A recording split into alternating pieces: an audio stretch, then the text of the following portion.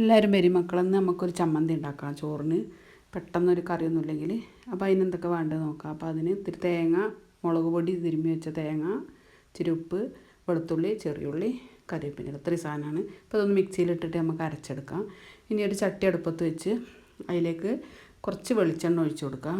വെളിച്ചെണ്ണ ഒഴിച്ചൊന്ന് ചൂടാകട്ടെ. അപ്പോൾ എൻ്റെ വീഡിയോ ആദ്യമായിട്ട് കാണുന്നവരാണെങ്കിൽ സബ്സ്ക്രൈബ് ചെയ്യുക, ലൈക്ക് ചെയ്യുക, ഷെയർ ചെയ്യുക, സപ്പോർട്ട് ചെയ്യുക കേട്ടോ.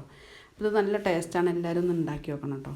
അപ്പോൾ എണ്ണ ചൂടായി. അപ്പോൾ അതിലേക്ക് കടുകിട്ട് ഒന്ന് പൊട്ടി വരുമ്പോൾ പിന്നെ അതിലേക്ക് കുറച്ച് കറിവേപ്പിൻ്റെ ഇല ഇട്ട് കൊടുക്കണം കേട്ടോ ആദ്യം.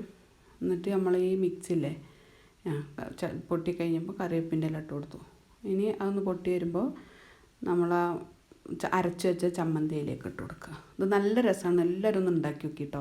ഒരു മീൻ പൊരിച്ചതോ ഒരു പപ്പടം വറുത്തുണ്ടെങ്കിൽ നമുക്ക് വെള്ളമറച്ച് ചോറുന്നാനാൽ മതി. എല്ലാവരും ഒന്ന് ഉണ്ടാക്കി വെക്കണം കേട്ടോ.